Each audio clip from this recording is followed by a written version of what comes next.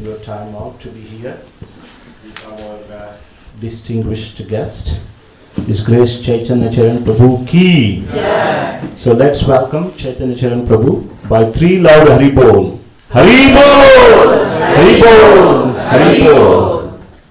So Prabhuji basically doesn't need any introduction. Yes. When I mentioned a few days ago Chaitanya Charan Prabhu, everybody said, yes, we know. So, but yet, just for our purification, just a small introduction about Prabhuji.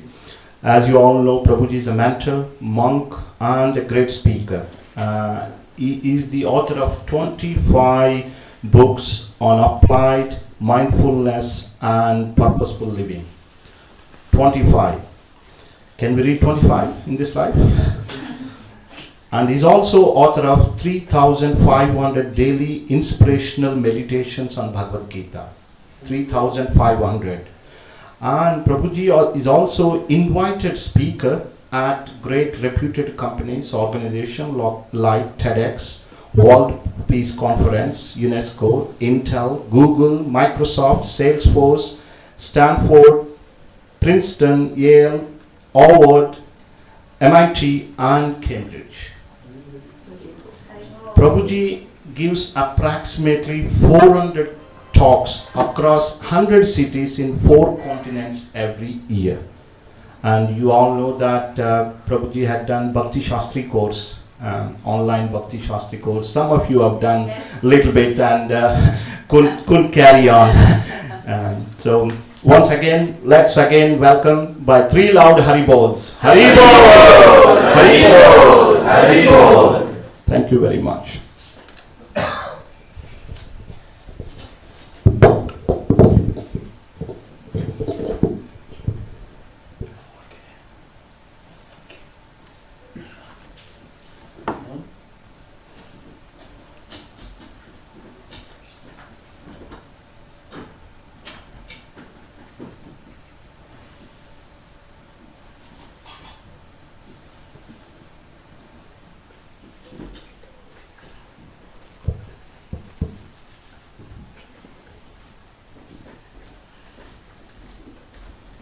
ज्ञानतिमिरन्धस्य ज्ञानाञ्जनशलाकाय चक्षुरुन्मिलितं येन तस्मै श्रीगुरवे नमः। नमो विष्णुपादाय कृष्णपृष्ठाय भूतले श्रीमते भक्तिवेदान्त स्वामीति नामिने। नमस्ते सरस्वती देवे गौरवाणी प्रचारिणे निर्विशेष शून्यवादी पाश्चात्यदेशकारिणे वाञ्छाकल्पतरुभ्यश्च कृपा सिन्धुभ्यैव च पतितानां पावनेभ्यो वैष्णवेभ्यो नमो नमः। जय श्री कृष्ण चैतन्य प्रभु नित्यानंद श्री अद्वैत गदाधर श्रीवासादि गौर भक्तवृंद। हरे कृष्णा कृष्णा कृष्णा हरे हरे, हरे Ram Ram Ram Hare Hare.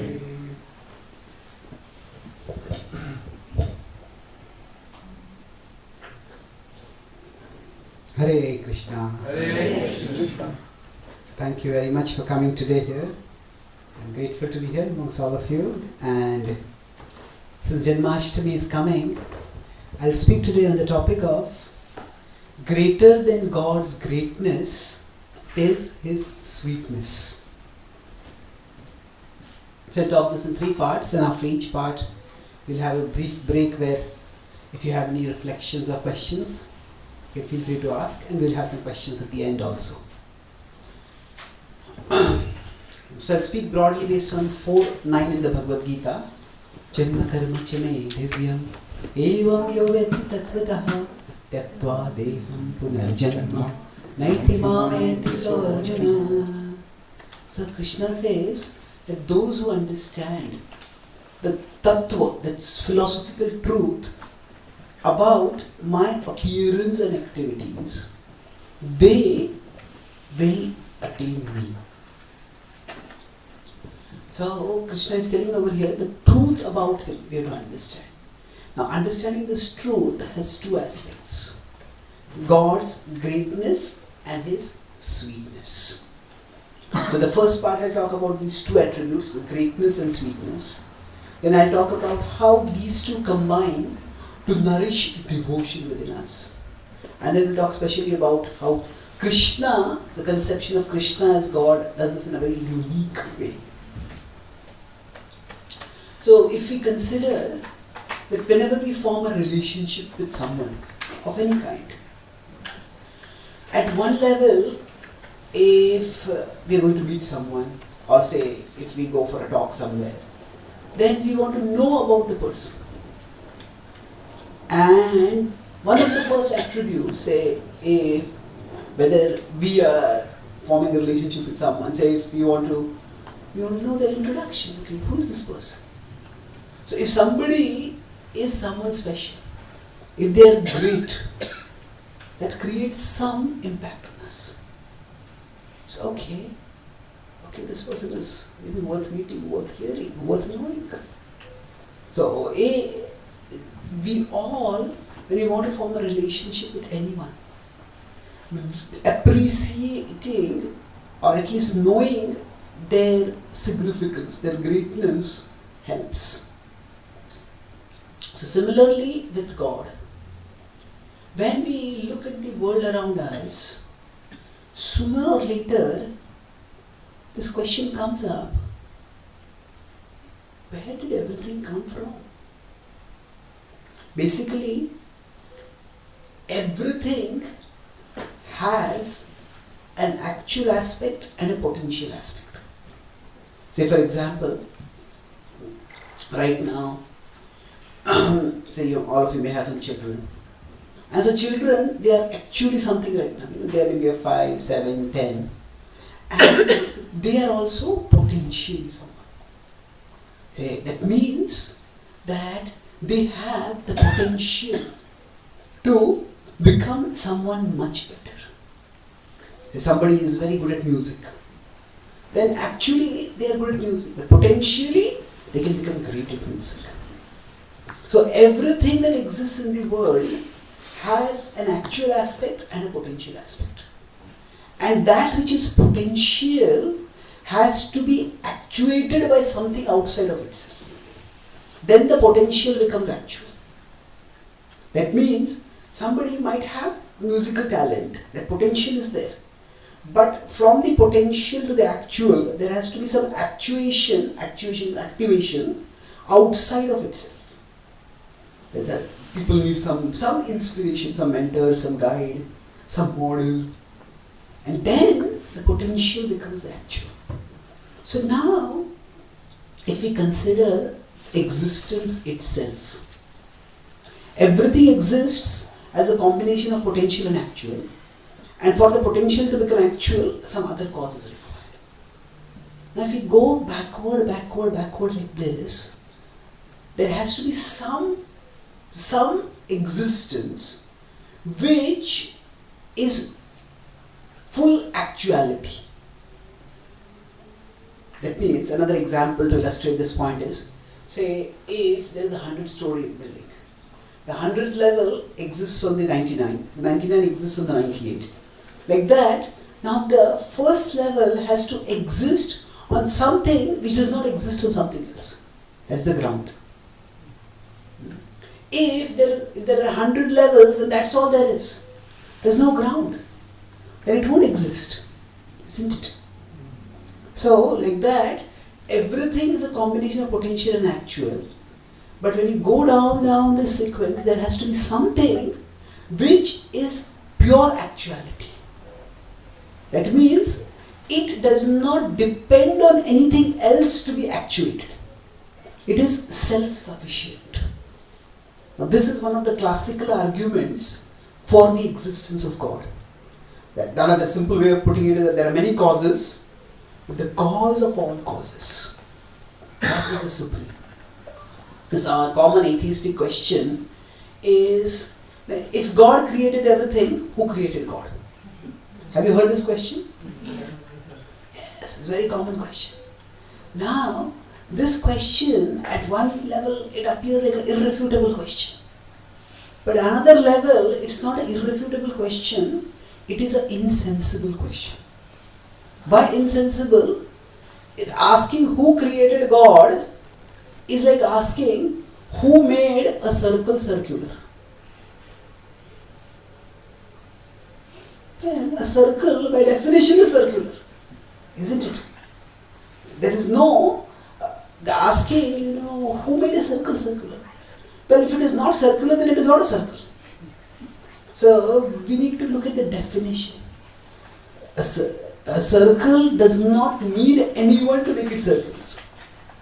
A circle, then it is not. It is circle by its definition is circular. Similarly, God by definition is the source of everything.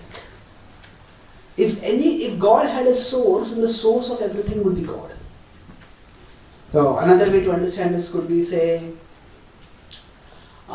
some novel is there. So something like maybe Harry Potter might be a little old now.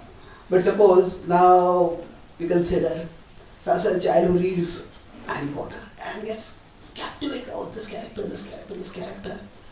And after reading the whole set of novel, then the person comes to know, oh, this novel is written by an author. Who is the author of Harry Potter? J.K. Rowling, okay.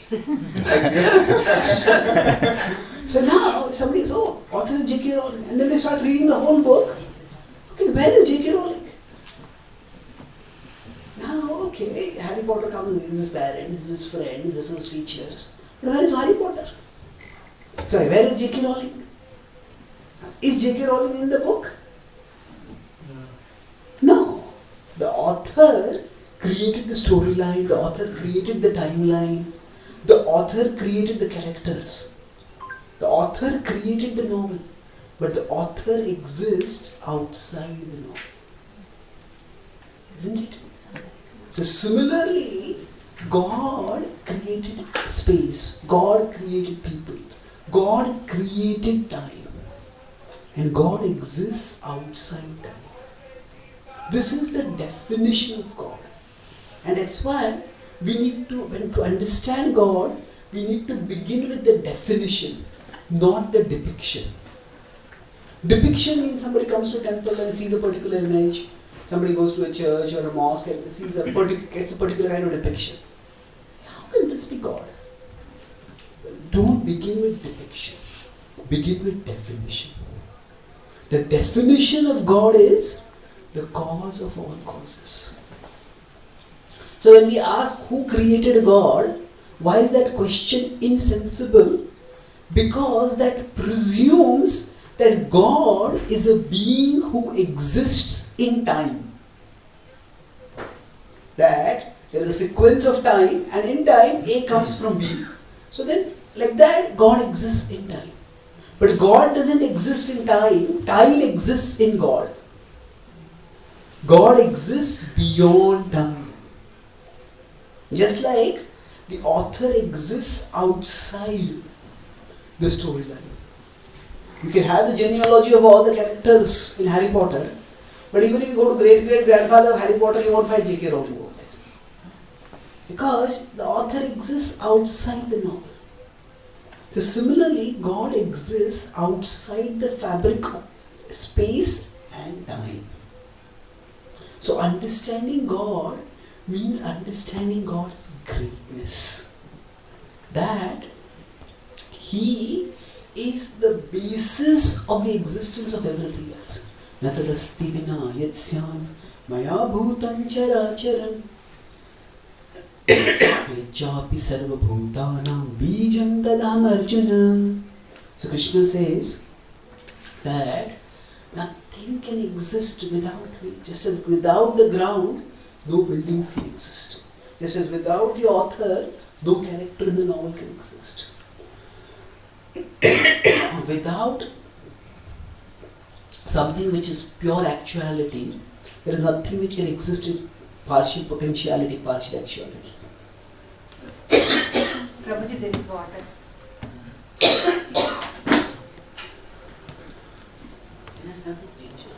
Yeah.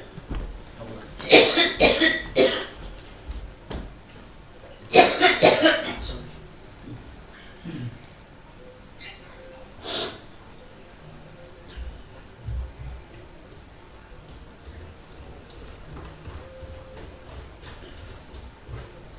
So when we talk about God, this is His greatness.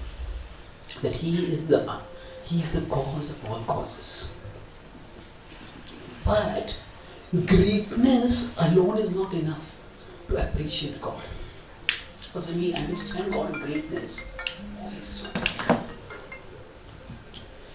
But, okay, He's great. Now we may be impressed by someone. Oh, they're so great. But if you want to develop a personal relationship with them, there's something more. And that is God's sweetness. So I'll come to that. But any questions or comments till now? That is beautiful. How you explain that this is amazing.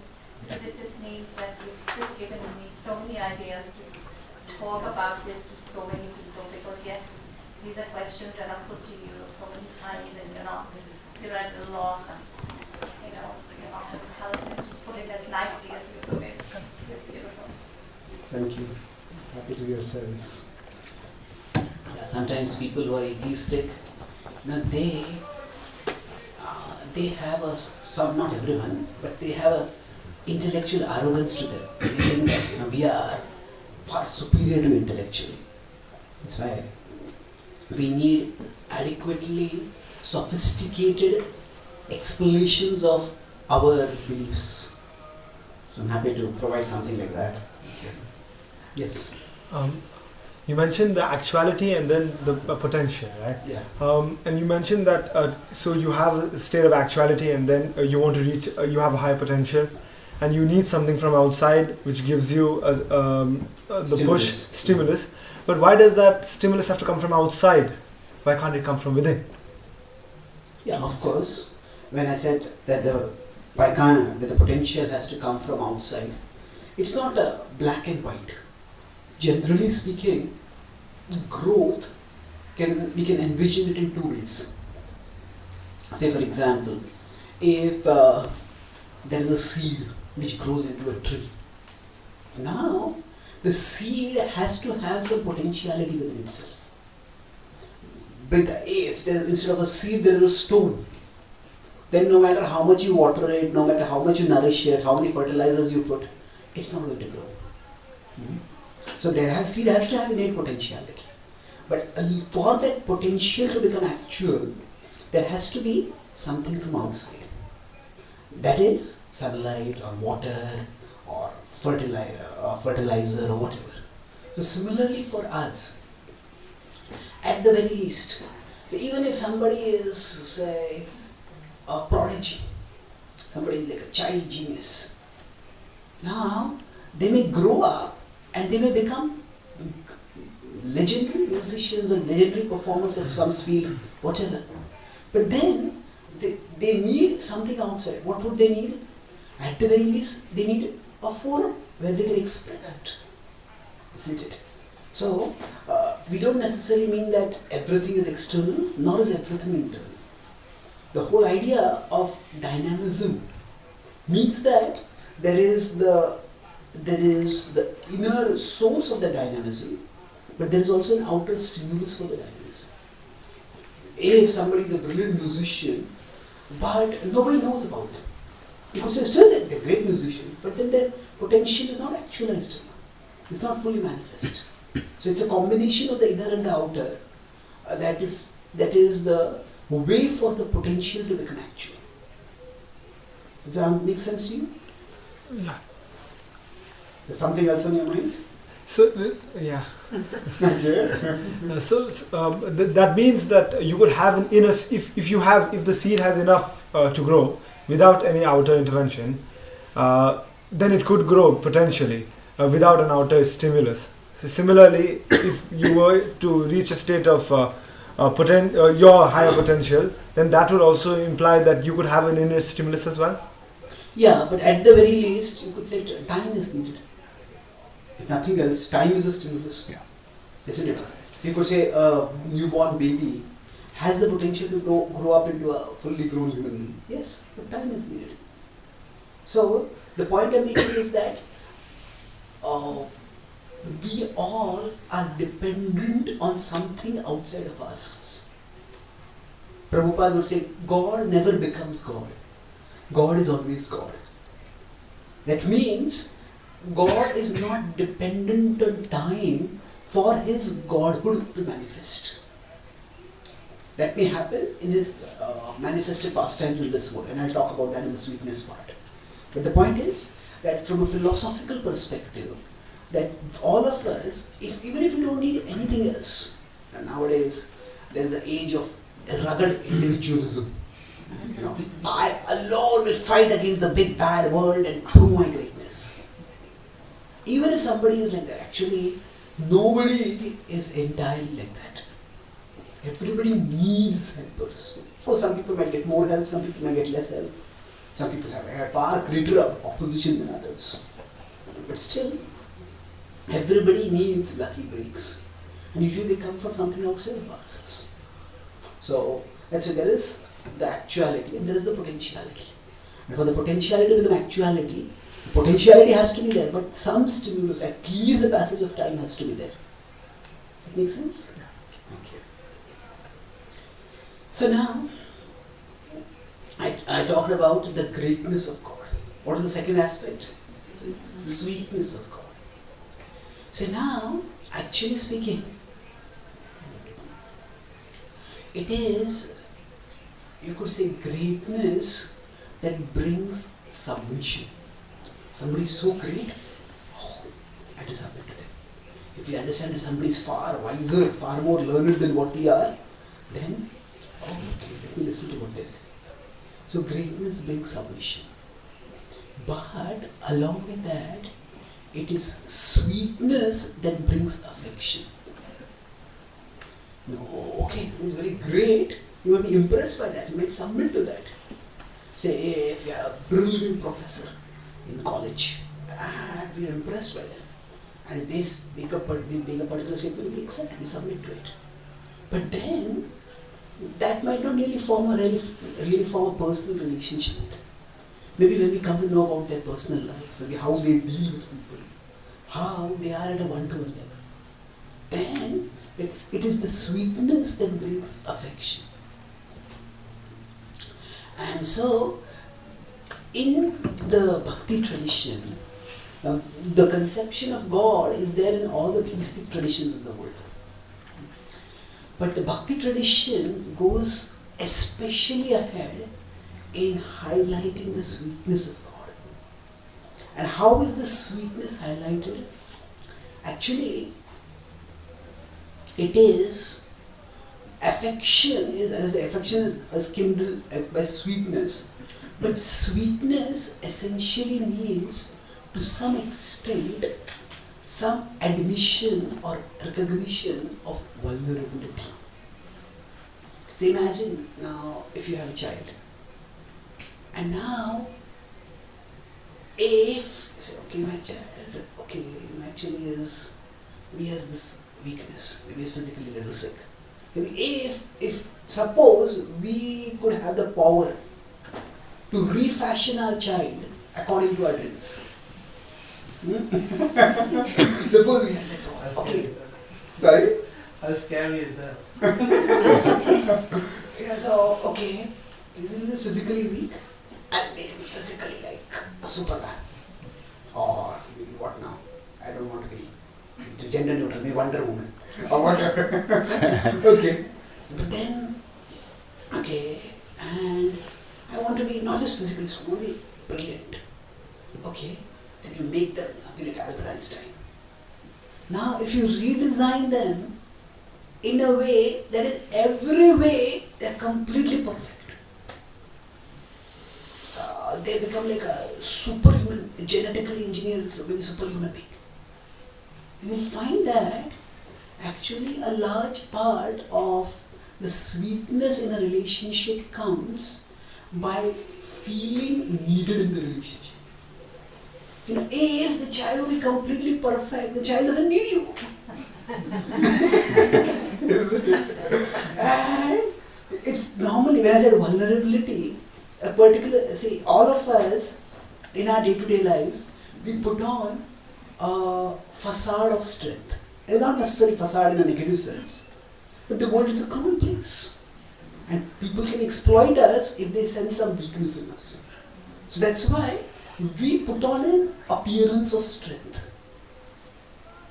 And especially when two people they want to come close to each other.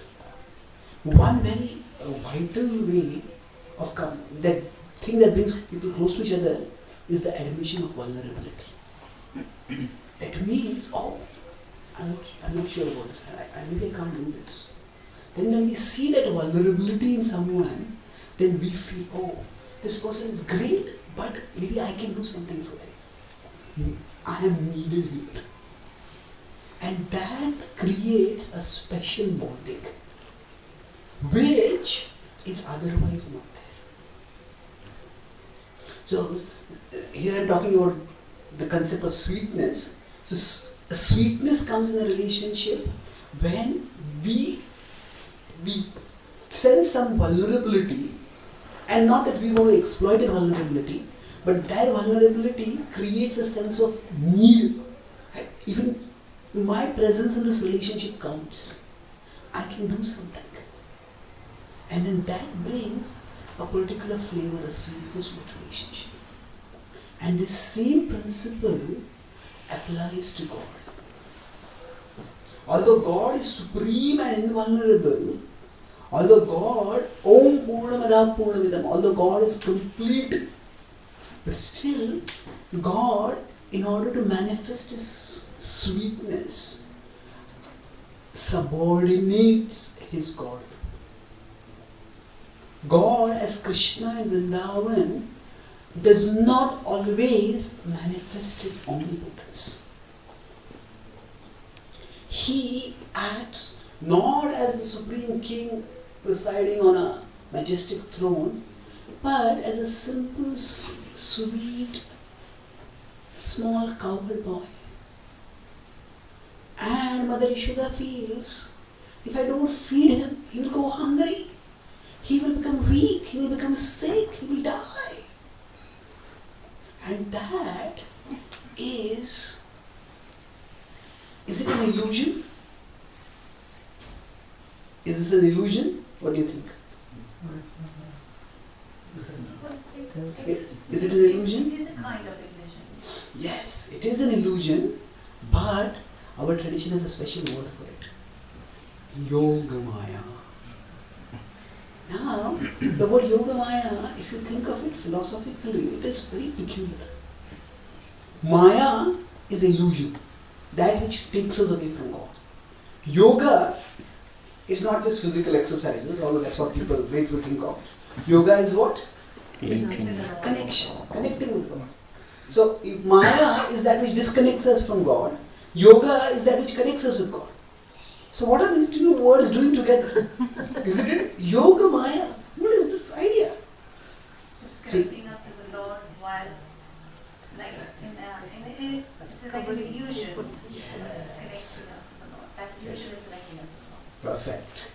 Yoga Maya is the illusion that intensifies connection. So in a sense, this is an oxymoron. Does anyone know what is an oxymoron? Oxymoron is? Yes? What is it? Two words with opposite meaning to mean the same. Yes, two words with opposite together. meanings brought together. Say for example, if you tell somebody, that's brilliantly stupid. That's brilliantly stupid. So, we have two opposite words. And if you say, that is spectacularly ugly.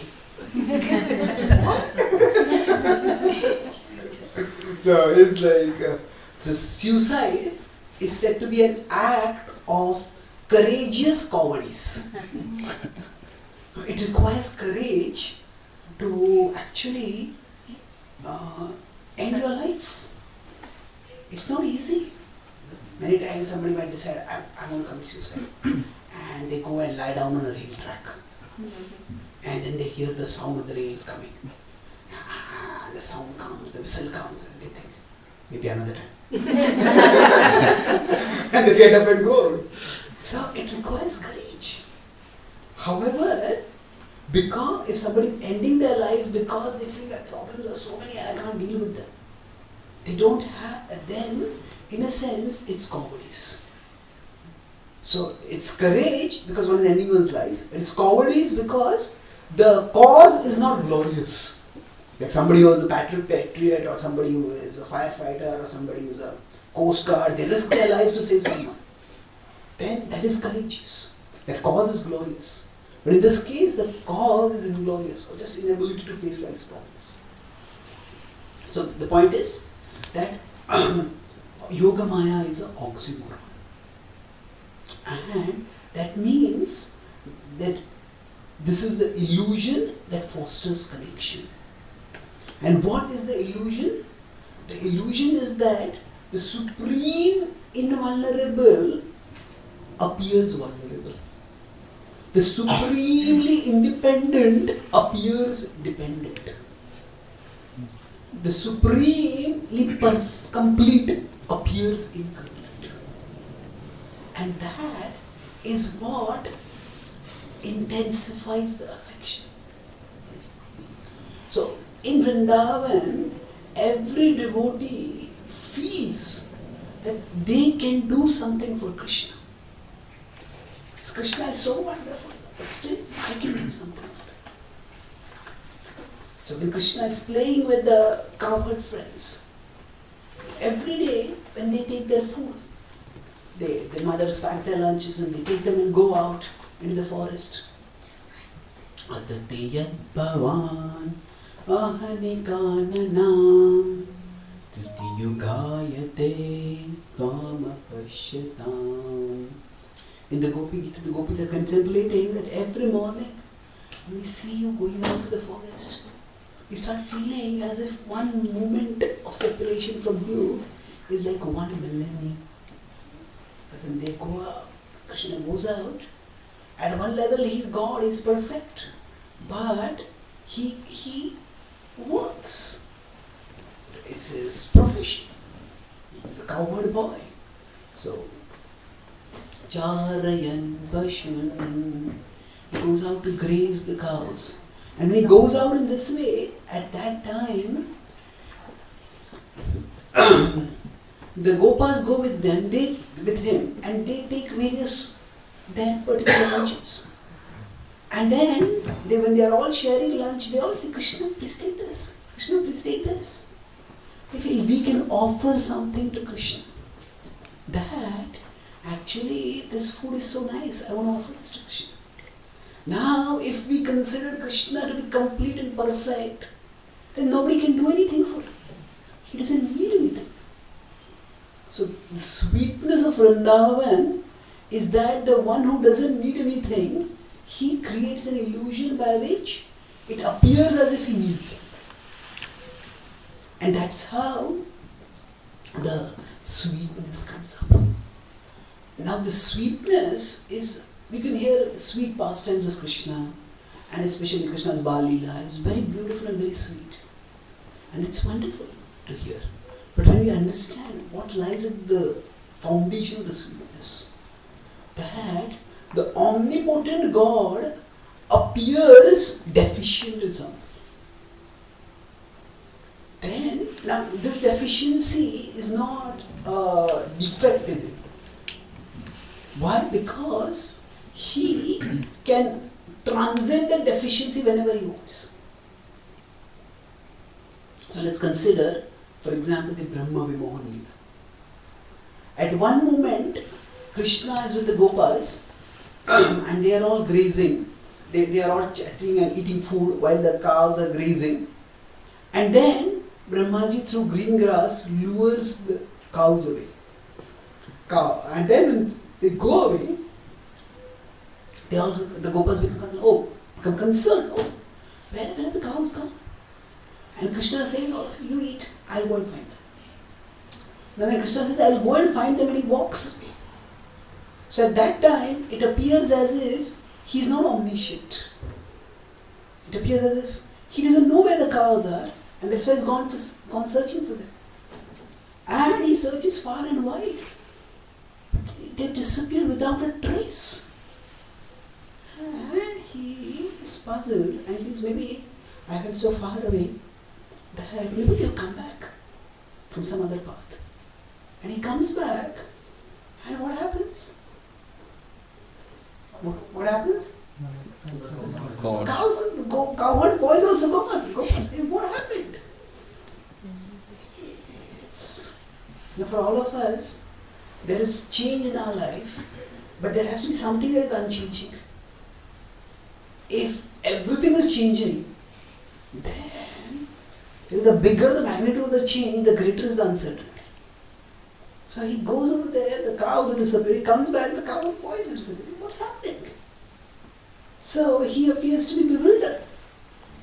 But then the next moment, oh, this is Brahma's trick. Oh, Brahma is creating an illusion. Yes. Now Krishna is so expert that what Krishna does is that Brahma creates an illusion, but Krishna creates an illusion within that illusion. What does that mean? Oh, the cows and cowherds disappeared. Oh, then Krishna expands. So there is the reality that they are in Vrindavan. There is the illusion that they have been taken away. Another illusion that they are all still there. But what Krishna does is, he creates an illusion within an illusion, but this illusion takes a Brahma to the supreme reality. What happens? Brahma comes back and he says, hey, what's going on here? I thought everybody had disappeared and everybody is there. Hey, he just can't make sense of anything. Sometimes, we speak something to disturb someone. And then, if they are not disturbed, we become disturbed. Oh, I'm not disturbed. Say somebody is a very powerful person and they punch someone and nothing happens to that person. Hey, what happened? And my punch lost power. So like that, when Brahmaji creates the disturbance and there is no disturbance, he becomes disturbed. What's going on? And he goes and sees all these gopas. He had taken the cows and the cowherd boys and hidden them in a cave in a mystic slumber. And they're still there. And they're heroes. Goes back and comes back and goes back and comes back. He just can't make sense of things. And then, that is when, as he's going more and more into illusion, then Brahmaji is seeing that he's becoming so bewildered. So there is reality, there is illusion, there is illusion within illusion. But then Krishna reveals the reality. And Krishna reveals that actually it is he who has expanded as all the gopas and the cows. But he doesn't show it that he doesn't show that all of them are Krishna. He shows all of them are who? Yeah, but Vishnus. Specifically, he shows, if you see this picture of Brahma Mohan Leela, it's Krishna and there are all Vishnus around him. Why Vishnus? Because Brahmaji knows that Vishnu is great. He goes and he seeks help from Vishnu whenever there is a trouble which he can't solve. So if you consider the hierarchy, the cosmic hierarchy or the trans-cosmic hierarchy, you could say, this is the earthly level, this is the celestial level, where the gods live. And among the celestial, the topmost is Brahma's level. And above Brahma's level is Vishnu's level. So now Brahma knows Vishnu is above him. So there is a terrestrial, celestial and transcendental. So now he knows Vishnu is above him, but Krishna is on the terrestrial or the earthly level. And therefore he thinks, is this Krishna really God? And it is Krishna's sweetness, his vulnerability that has bewildered. So how Brahmaji decides to figure, is this really God? Aghasur has been killed and it creates a big news. How did Aghasur get killed like this? Who killed him? In in the Abrahamic religion there is this story of David and Goliath. A small child kills a big giant. And in fact, every Krishna Leela is like a David and Goliath story. Isn't it? Krishna is so small and his demons are so big. So, what power did David have? When the Brahma wants to know, what power did Krishna have? And then when he comes and sees, at that time what does he see? That Krishna and the cowherd boys are eating food. And then it is not only that they are eating food, but the cowherd, sometimes they take some food and then they eat a little food and then they give it to someone else. And then they give it to Krishna also. Now this is sacrilegious. How can you give the food that has touched your mouth to God? He just can't digest. Krishna just can't. Brahma just can't digest it. Sometimes there are certain things which are the gravity of them in the cultural context, you understand it. I was traveling once with some Western devotees, not Western devotees, Westernized yogis, Westernized people. And then we were going for a program, and I had my bottle of water with me. And usually when I drink it, I just touch my mouth, let it spill out. So one of them said, I'm very thirsty. So can you give me some water? I said, actually, not to touch my mouth, I can't give it. Now, because there's some people who are completely new, and in English there is not even a proper word for jhuta. You can say remnants, but it doesn't convey that meaning. So he says, in our tradition, if you touch the mouth to water, you cannot give. He says, but I'm thirsty. He says, no, I'm sorry. You mean, if I'm dying of thirst, please not give me water? So it becomes very difficult if the cultural context is not there. But the idea of giving something which is your jhuta, you cannot do that. And especially to God. How can you do that? So Brahmaji, when he sees this manifestation, he is bewildered. He's thinking, is this really God? So again, what I started by talking about, look at the definition, not at the depiction. Or look at the definition first, then at the depiction. But what Brahmaji does is, he sees the depiction, what is going on over here? This can't be God. So the sweetness bewilders him. So what Krishna does is, when he manifests the Vishnu forms. And that he knows, Vishnu is above me. And then he sees, actually all these Vishnus are coming from Krishna. And then he understands, oh, this Krishna must be someone very special. This Krishna must be great. But it's very interesting that if you look at Brahmaji's prayers, the 10th canto of the Srimad Bhagavatam, the 13th chapter is the bewilderment of Brahma. And the 14th chapter is Brahmaji's prayers. And those prayers initially started, oh, how I mistook you to be an ordinary person, but you are the Supreme Person. So it's initially appreciating Krishna's greatness. But it does not stop with Krishna's greatness. Then as he starts offering prayers, the subsequent prayers are appreciating Krishna's sweetness in Vrindavan. And he says, how fortunate Ahonandan Mahabhagyam. What is the fortune of Nanda? What is the fortune of Yashoda? What is the fortune of these cows? That you drink their milk. What is the fortune of these cowherd boys? That they offer the food that they have eaten to you and you take it. So he starts appreciating the sweetness of Vrindavan. And that is life. At the end of it, he prays, oh Krishna, all these Rajavasis are so great. I want their blessings. I want that they put their feet on my head. And thus, he aspires and eventually Krishna rewards him so that he becomes a hill in Vrindavan. The hill on which Krishna lives, Nanda Maharaj's house, that is considered to be a manifestation of Brahmaji. So basically he appreciates Krishna's sweetness. So the sweetness of Krishna in Vrindavan is not simply that he is vulnerable. It is that the Supreme Invulnerable appears vulnerable, and dramatically whenever he wants, he casts aside his vulnerability and manifests his invulnerability.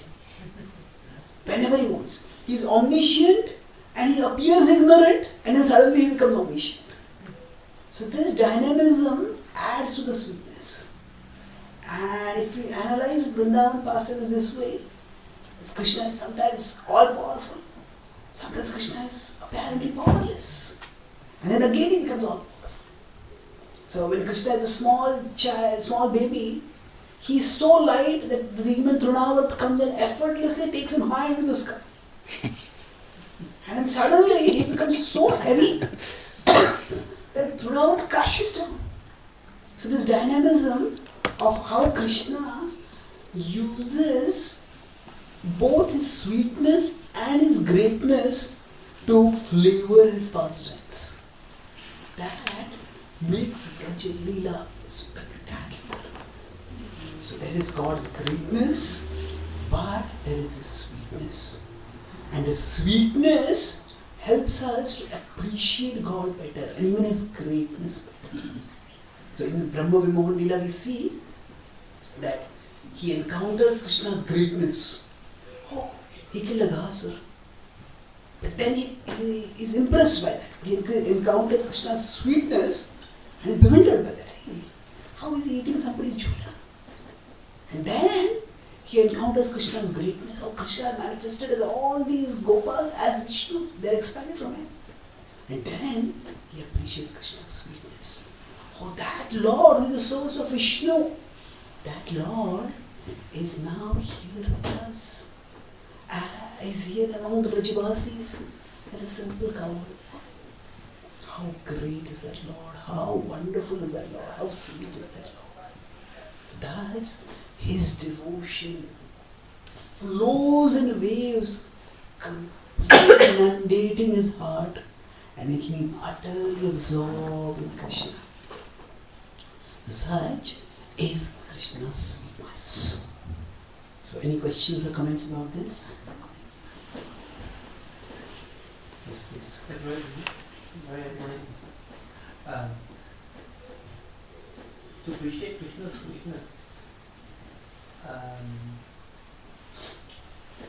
the Brajavasis there actually only focus on his vulnerability. On his vulnerability. Because their love appears, their love appears that because they don't think he's God, they appear to just appreciate his wonderful nature as opposed to his greatness. It's not necessarily 1 or 0. Is it that the Brajavasis appreciate Krishna only because of his vulnerability? And So in the Damodara Leela, he's talking about awe and reverence. You can come to that this answer at the same time because they're not in awe or reverence. okay. You understand what I'm saying? Yeah, yes. So do the Brajavasis appreciate Krishna only for his vulnerability? We have in Damodar Leela. There is the mention of the almond reverence, but then it's all sweetness after that. There is a priority. Priority means that for the Brajavasis, they love Krishna because he's Krishna, not because he's God. But that doesn't mean that they don't know he's God or they don't care that he's God. Oh, that he is, it's like we love Krishna and he's also God. Oh, that's so wonderful. So, Krishna's being God is like additional, which flavors their love for him. So, it's like Even the daytime, the stars are there in the sky. But because the sun is so bright, we don't see the stars at that time. So similarly for them, Krishna's sweetness is so great that they're not even aware of Krishna's greatness. But that doesn't mean they're ignorant. It is that it's in the background. And when needed, they will also manifest awareness of that. That's why the same Rajavasis who at one level want to do things for Krishna, feel that Krishna will be deficient, that I don't do this for him. The same Rajavasis, when they are in trouble, they also pray to Krishna for protection. The same Rajavasis, they actually ask Krishna, please protect us. When Indra is showering down rains, when they ask Krishna like this, they implicitly have that faith that Krishna has the potential to protect us. So as I said, it's that unpredictable combination of omnipotency and lack of omnipotency that flavors Krishna's pastimes. But in terms of priority, you're right. The Brajavasis, they love Krishna because he's Krishna, not because he's God. And that he's God is additionally sweet for them. Okay. I was going to say that Now with respect to Damodar Leela, we do see that God is bound over there. And that's his vulnerability. How can he be bound? But then, while he is bound, what is happening? While he is bound, he is liberating those who are bound. He, rather than needing someone to unbind him, he is unbinding someone else. So he is, while he is vulnerable, still he is also omnipotent. Okay. Yeah, thank you. Hare Krishna. Any other questions? Prabhuji, just to get some more information, Brahmaji's Brahma Vimohan Leela. You know that Brahmaji, right at the beginning of creation, he's compiled the Brahma Samhita, and he knows the position of Krishna, and he's so much in detail he's describing the power of Krishna. But again, we see that in Brahma Vimohan Leela and few other times he forgets the greatness or sweetness of Krishna. So my question is two-part. What causes us, even if Brahmaji can forget it, what is our position? I mean, of course we are more vulnerable than Brahmaji. What causes us to forget that greatness or sweetness of Krishna? And how do we stop happening, if at all there is a chance of how to stop it happening? So, how can Brahmaji, who has composed Brahma Samhita, forget Krishna's greatness or sweetness? And if it happens to Brahma, how can we protect ourselves? Or can we protect ourselves? There are two distinct things over here. First is, when we look at great characters like Brahmaji, we have to understand that they are not like ordinary characters. They're not ordinary characters. Their illusion is not like our illusion. So, let's take Indra. In the Bhakti literature, sometimes Indra almost appears like a cartoon character. And he keeps making such stupid mistakes. And Krishna thinks, Indra, you're the king of gods. You have to understand that actually Indra is a very powerful and venerable person. And especially if you read the Vedic literature, there Indra is glorified so much. Because in the path of Karma Kanda, Indra is the summit of achievement. And it's important to know his position. But the Bhakti literature have a particular purpose. And that purpose is to demonstrate the paramountcy, the supremacy of Bhakti. And to demonstrate the supremacy of Bhakti, the contrast is drawn with someone who is very great, but as compared to Bhakti, he is insignificant. So say for example, if somebody wanted to learn, say in cricket, somebody wants to learn spin ball. And then, say, there's a leg spinner who balls. And then you have these videos of this leg spinner just clean bowling, outwitting, foxing, and getting this batsman out. Now when you want to show a leg spinner bowling out, you will not just show him bowling out some ordinary street batsman. You show that leg spinner clean bowling with a champion batsman. Now if you are reading that book or watching this video on leg spin bowling, and then you see this champion batsman, you will think this batsman does nothing except get out. But if you want to know about the batsman, you have to watch another video where the batsman is batting very well. The batsman is not a champion just so that this leg spinner can get him out. The batsman is a champion in his own right, but while you're talking about leg spin bowling, you will show how this champion batsman gets out maybe 50 times. So like that, Indra and Brahma, they are all great people. But to demonstrate the potency of bhakti, it is shown as if they get outwitted.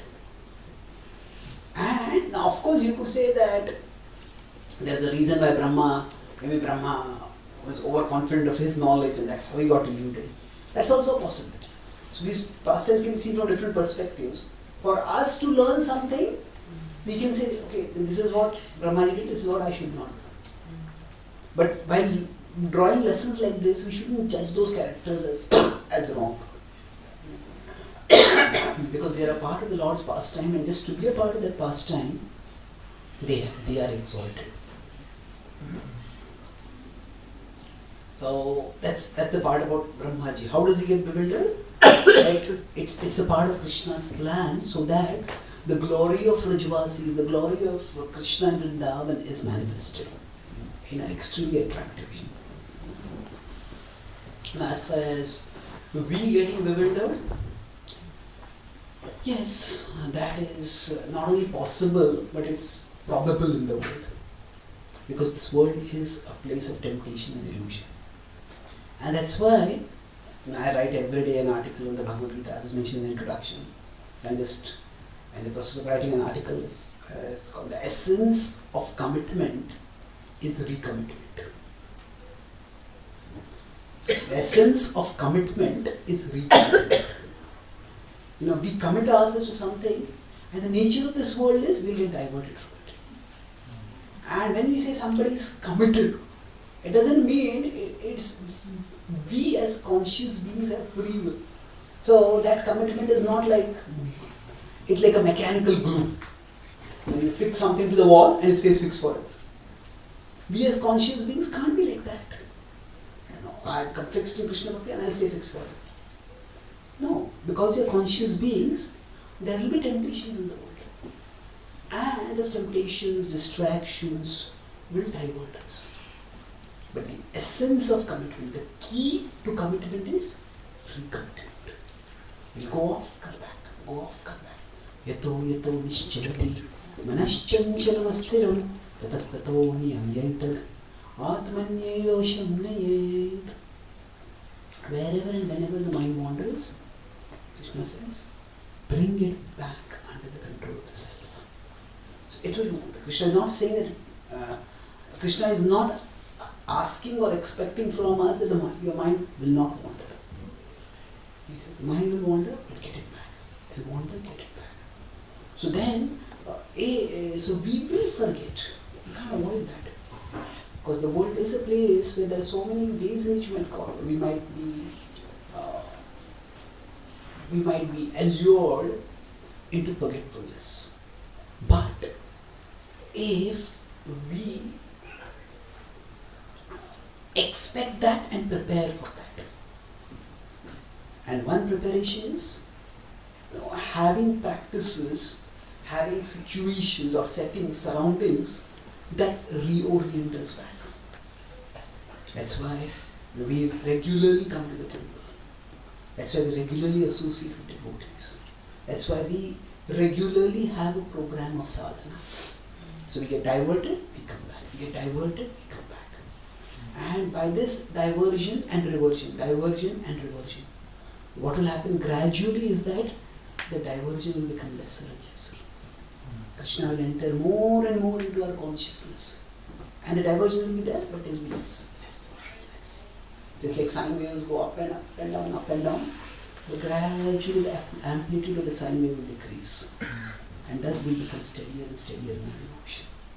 Okay. Thank you so much for that. It's very kind of you. Yes. I'm a very beginner and neophyte, so please forgive me for my ignorance. As we're talking about Krishna Bhakti,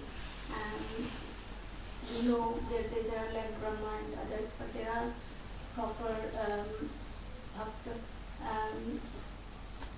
ceremony bhaktas like Hanumanji, like Prahlad, like Mirabai. So that's, I appreciate the talks, and I'm really very grateful for your talk. But what are the practical steps? I know you've said to come into the temple, associate with the devotees. So I want to know in the modern life where we are so busy, how do we actually make progress forward, move on a daily basis without private sadhana bhakti, so that to achieve prem bhakti? Okay. So saying today's modern world, how can we practically practice Krishna Bhakti and go towards loving Krishna? Just as whether it's modern times or ancient times, we still need the sun for illumination. We might have street lights and home lights that might make us feel that we don't need the sun so much. But still we need the sun. So like that, there are certain principles which remain unchanging. No matter whether we are modern, pre-modern or post-modern times, whatever. And that principle is that devotion is conscious, continuous cultivation. Devotion is not just emotion. We think of devotion as emotion, and the kind of emotion that great saints had. I don't have any of it. Yeah, it's true. You may not have it. But devotion is not just that emotion. There can be some emotional effervescence which great saints manifest. But just that emotional ecstasy doesn't solely define their sainthood. Their sainthood is because of their dedication. It is their consistency. So we might not have those emotional highs, but devotion is conscious, continuous cultivation. So at our level, we can see, how can I cultivate my heart? So just like, as you said, coming to programs like this, that's a cultivation. And we try to make friends as much as possible, devotees. So basically there's a principle for this conscious, continuous cultivation. We talk about ABCD. A is association. Just come and like-minded spiritual people. B is reading books that gives us intellectual, philosophical orientation for our spiritual journey. C is chanting of mantras, especially spiritual sound vibration that can spiritualize our consciousness. And D is deity and diet. And we worship Krishna in the form of the deity. We offer him the food that we take. We offer it to him and then we take it. So if we do these things, then we all can be nourished in our devotion. Thank you. Any other questions?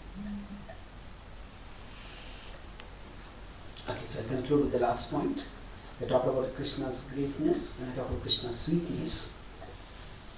And now for all of us, when we are practicing bhakti, there are times, I said, greatness, in their greatness, what does it do? It inspires submission. And sweetness inspires affection. And we need deep devotion, or genuine devotion is a combination of submission and affection. So for all of us in our spiritual journey, we need an awareness of both. So sometimes we need reminders of Krishna's greatness. See, we are going through our lives, there are daily struggles, and sometimes things happen completely opposite to the way we want it. why is this happening like this? Sometimes we are even praying to Krishna and nothing seems to be happening.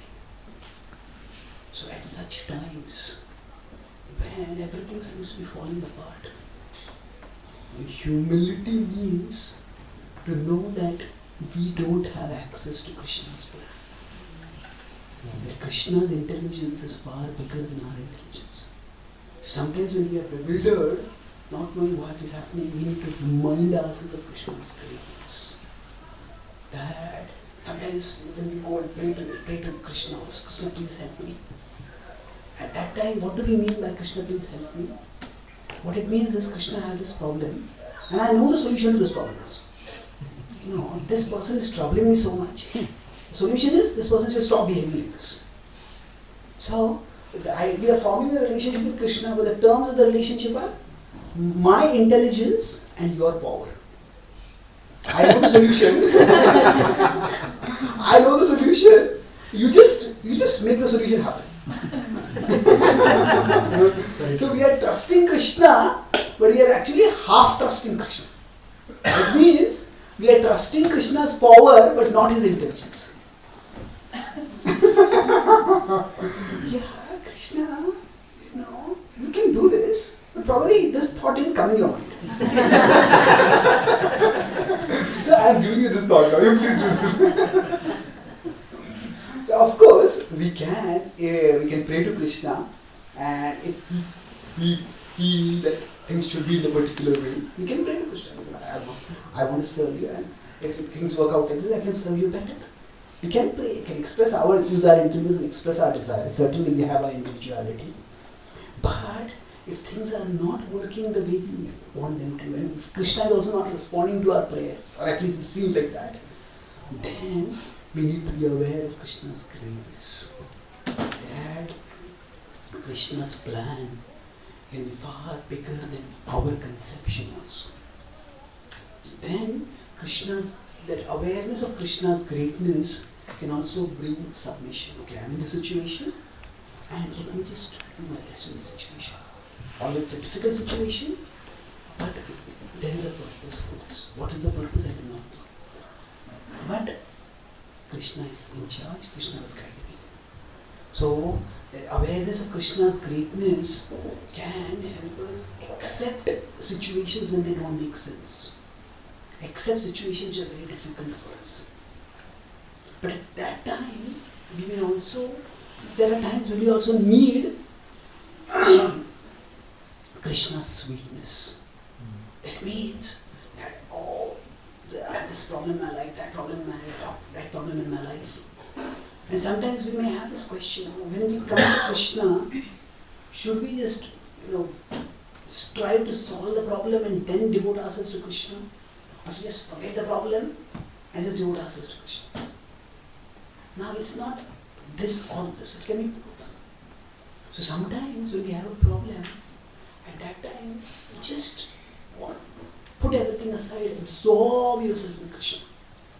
Get an experience of Krishna's sweetness. Come to the temple and maybe look at the Lord's beautiful darshan, participate in some kirtan, hear some katha. Just forget everything else and experience the sweetness of Krishna. Yes, this is a big problem, this is terrible, this is troublesome, but Krishna's sweetness is still there. Krishna is still there in my heart. Remembering Krishna can still fill me with fill me with a sublime emotion. And that can pacify our mind. That can soothe our hearts. And then when we experience Krishna's sweetness, that can rejuvenate us. Yes, all these issues are there, I have to deal with them. But while experiencing Krishna's sweetness, we get the strength to deal with them again. So when we are practicing bhakti, both of these, when we are practicing bhakti in this world where there are so many troubles for us, the awareness of Krishna's greatness, that his ways are different from ours. His plan is not just different, but it is better than our plan. So let me just wait. But while waiting, life is unbearable, then let me just absorb myself in Krishna. Don't let the problem dominate my consciousness so much that I can't think of Krishna. Just put the problem aside, absorb yourself in Krishna. And when you find that, you get strength. So when we connect with Krishna, we may have to live with pain, but we won't have to live in pain. With pain, yes, the difficulty is still there, but in pain means we are consumed by that. We can't think about anything else. When we connect with Krishna, our consciousness expands. Yes, this problem is there, but Krishna is bigger. Don't tell God how big your problems are. Tell your problems how big God is. And then what will happen is, we'll be able to move forward in our life. Yes, the problems will be there, but we will recognize, if we practice bhakti, that the world can hurt us in many ways, but greater than the world's power to hurt is Krishna's power to heal. Greater than the world's power to hurt is Krishna's power to heal. So rather than looking at the world, we look beyond the world to Krishna. We turn toward Krishna and we will be healed, no matter how much the world hurts us. So this understanding of Krishna's greatness and sweetness can empower us to withstand the world's hurts and to open ourselves to Krishna's healing. And thus, we can march forward in our life. So I'll summarize. I spoke today on this topic of greater than Krishna's greatness is his sweetness. So first I talked about the conception of God is not just an image to be depicted in some temple. Talk about God is that being who is pure actuality. All of us are a combination of potential and actual. And we need something outside ourselves to transform the potential to the actual. Like a multi-story building, it has to have the ground. So there has to be one being which is pure actuality, which is not caused by anything else, which is the cause of all causes. So to ask who created God is like asking who made a circle circular. It's like by definition God is the cause of all causes. God does not exist in time, time exists in him. To ask who created God means to think that God is a being in time. It's like asking where is the author in, where is J.K. Rowling in the Harry Potter novel. God exists outside the fabric of time and space. So this is God's greatness. Then I talk about God's sweetness. Although God is pure actuality, full actuality, but in his pastimes, in Vrindavan, he manifests vulnerability. So I talked about how sweetness comes in the relationship. First we want to know the greatness with someone so that we want to form a relationship with them. But then, when we want to go deeper into that relationship, if we see their vulnerability, then we feel needed. Then if we could redesign our child so that the child was completely perfect, the child wouldn't need it at all. And then where would the parent-child relationship around? So, God, although he is completely perfect, he manifests vulnerability. Mother Yashoda, to her, it feels that, oh, without me, Krishna will starve and die. And this is an illusion, but it is a divine illusion, yoga maya. It's an oxymoron. So God manifests illusion so that there can be greater devotion.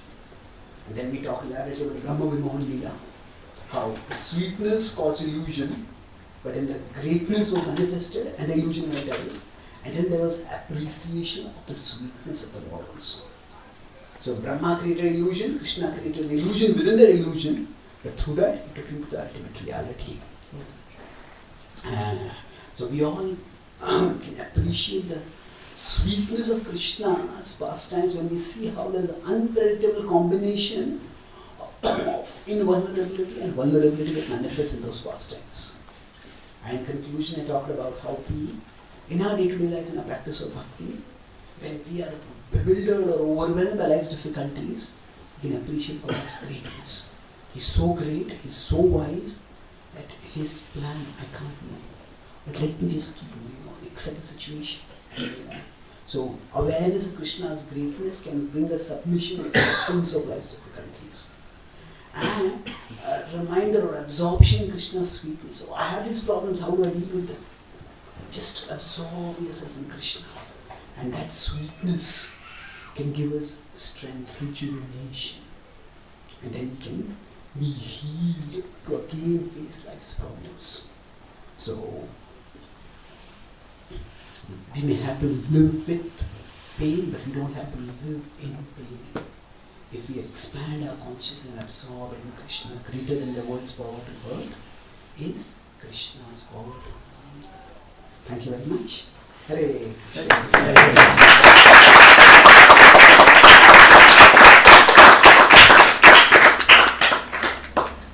His Grace Chaitanya Charan Prabhu ki. Jai. Prabhupada ki Jai.